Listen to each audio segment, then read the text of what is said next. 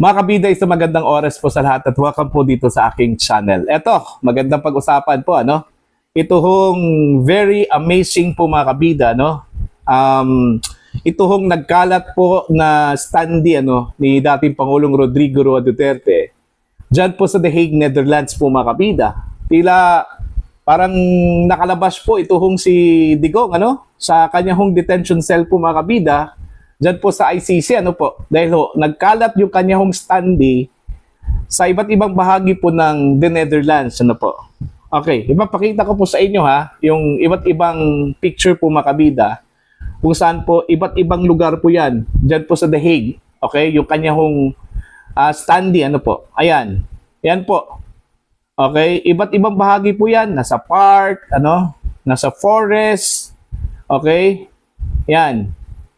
So ang dami po, ano, dami hong mga standees na nagkalat po, ano, diyan po sa The Hague, Netherlands po mga kabida. It goes to show lang po na napakasikat po itong si Digong, ano, very iconic. Okay, very iconic po talaga, ano. Marami hong nagmamahal po kay Digong po mga kabida, ano po, na. Eto, babasahin ko lang po, ano, ito hong post po ng FPRRD supporters po mga kabida. Posted po ito one day, ano. Eto po, Tatay Digong is everywhere. All right, The Hague, Netherlands. You'll spot him in the parks, at the train stations, in the forest trails, by the beach, even around the ICC building in Scheveningen. FPRRD is everywhere here in The Hague. But more than anything, he lives in the hearts of Filipinos across the globe. Those who know the truth about the kind of leader he was and still is. Maybe it's something beyond what we can fully grasp or explain, but perhaps God really does have his own way of showing the world what kind of man Rodrigo Roa Duterte truly is. He is loved deeply and unconditionally by the people he serves. And because of that, he has become more than just a man. He has become a symbol, a cry for justice, freedom, and really accountability in governance. Maybe the truth was just too big to be confined within the Philippines archipelago. Maybe the world needs to see it too. And now a different side of the story. The one the globe narratives often miss is beginning to unfold. For the Filipinos who proudly carry his standee around The Hague, FPRRD was the best president the country ever had. Their gratitude is not temporarily. It's something they will carry with them for the rest of their lives. Someday, it will carry him back home to his beloved motherland. This kind of devotion is a wake-up call, a slap in the face of the traditional politicians back home who believe that love and loyalty could only be bought with money. Hello, ayuda! Tatay Digong set the bar no high, and the Filipino people are not setting for less anymore. Ayan.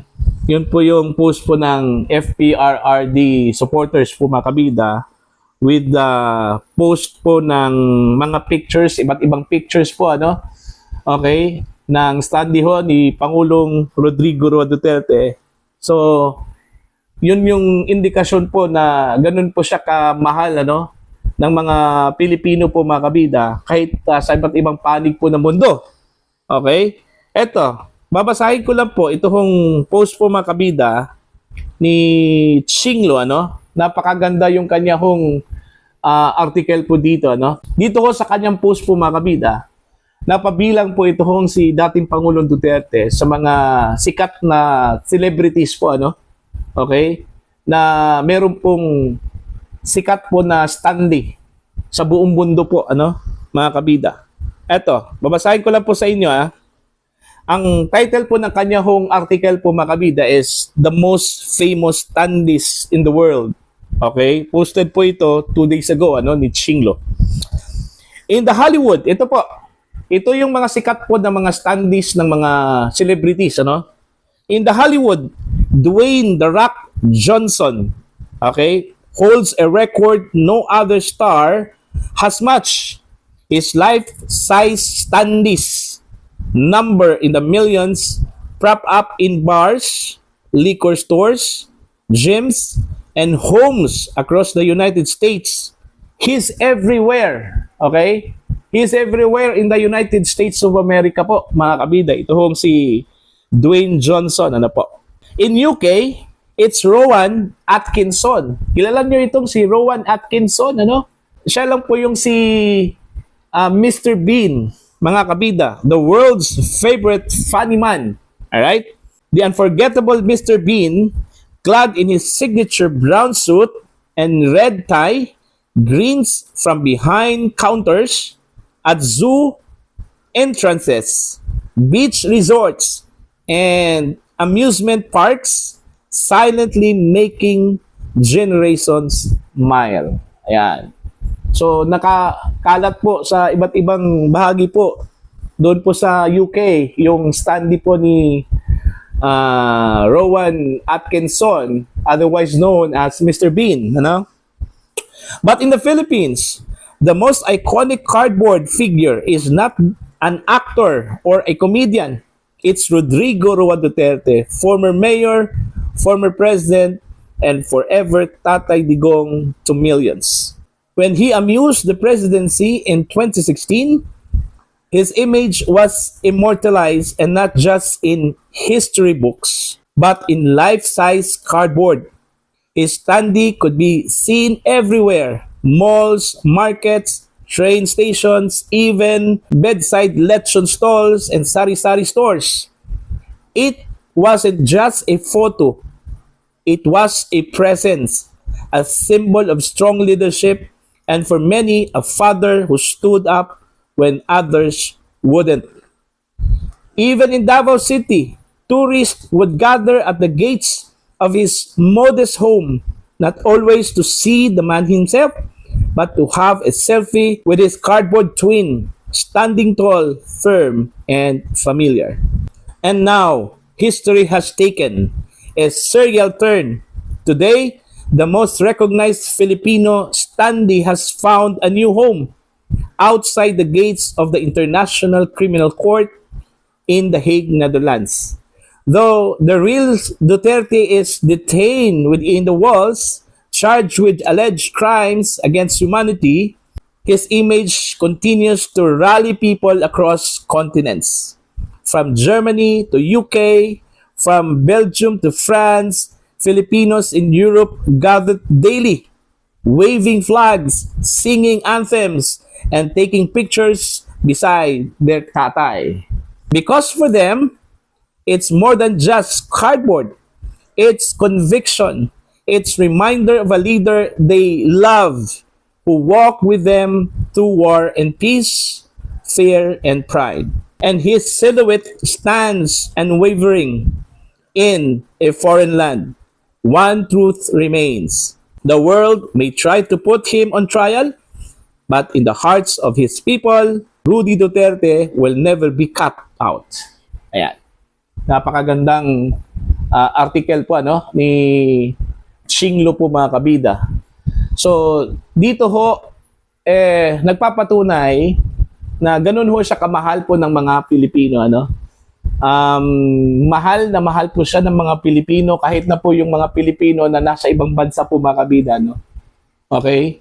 Yung hindi ho nararamdaman yung gaano po kagaling at gaano po katapat ito hong si Rodrigo Duterte sa kanyang panunungkulan bilang unang-una mayor po ng Davao, naging congressman po, naging vice mayor po ng Davao, and eventually naging presidente po ng Pilipinas, mga kabida, no? Okay? No other president po na ganito hong treatment na binigay po ang mga Pilipino, mga kabida. Sa kanya lang po, ano? Kay Digong lang po, ano? Okay? Just imagine, ha, mga kabida, si Digong lang po ang tanging at bukog, tanging presidente po ng mundo. Okay?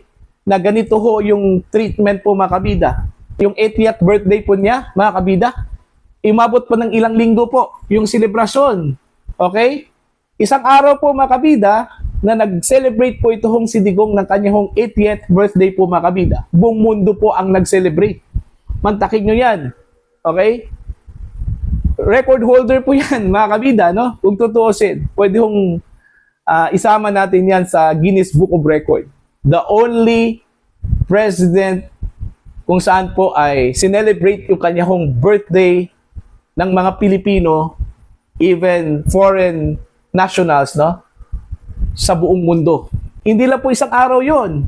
Okay? Hindi lang po 2 araw yon, 3 araw yon. Okay? Buong linggo po mga kabida, no? Sinelebrate po nila itong birthday po ni Digong. At araw-araw po, ano? Marami hong mga kababayan po natin pumunta dyan po sa The Hague, Netherlands, sa kanya hong labas mismo ng kanya hong detention cell. Sama-sama pong kumain. Okay? Sama-sama pong nagkukwentuhan po mga kabida, no? Ganyan po kagaling. And because of that, ang tawag po dyan mga kabida, love and respect. Okay? Love and respect. So, ang tanong po dito, meron kayang katulad kay Digong, no? Na ganito yung magiging treatment po ng mga Pilipino. Okay? Sa palagay ko, parang hindi na ata ito masusundan po mga kabida. No? It's only Digong and no one can match Digong. Sa mga gusto mag-comment at meron pong mga opinion, pananaw, patungkol po dito mga kabida, you can comment down. Sa mga hindi pa po subscribers sa akin channel, please subscribe. Please click the subscribe button, click the notification bell, click all para updated po kayo sa aking mga uploads. Maraming salamat po mga kabida.